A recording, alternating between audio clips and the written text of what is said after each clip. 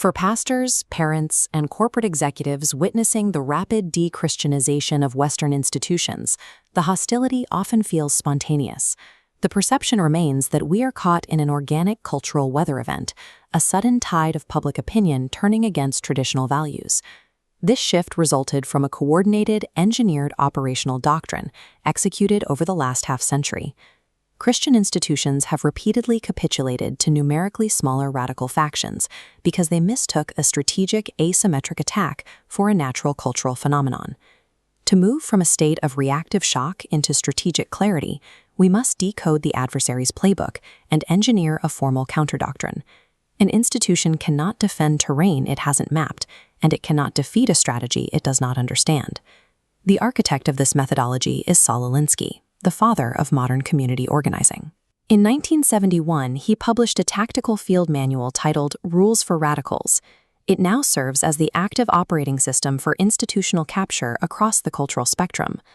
Alinsky's methodology relies on amoral pragmatism.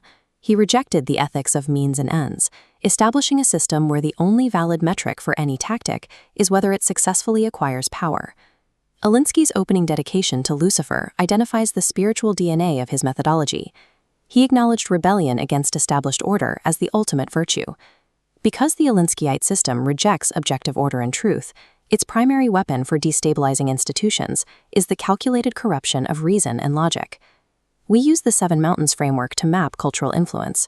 Society's interconnected spheres are religion, family, education, government, media, arts, and business. Historically, Christians protected only religion, conceding the rest. This creates a cascade effect. Capturing education shapes media, which then pressures the family. Capturing adjacent networks effectively surrounds and isolates the church without the need for a direct frontal assault on its theology. Activists deploy Alinsky's Rule 1, power is what the enemy thinks you have. This uses perception management to intimidate institutions. Weaponizing the appeal to popularity, they use digital amplification to create a phantom army, projecting a false consensus that coerces administrations to capitulate. If an institution resists the perception of consensus, activists deploy Alinsky's Rule 4, make the enemy live up to its own book of rules. This tactic targets organizations that publicly profess high moral standards. Rule 4 operates on the equivocation fallacy. Activists take a respected term, like justice or inclusion, secure the institution's agreement to it, and then silently swap the definition to a radical ideological framework. When the institution violates this new definition, it is publicly indicted for hypocrisy. These tactics succeed because they hack an institution's linguistic trust and exploit a fear of reputational damage. When broad institutional pressure stalls, the strategy shifts to targeted destruction using Alinsky's Rule 12. Pick the target, freeze it, personalize it, and polarize it.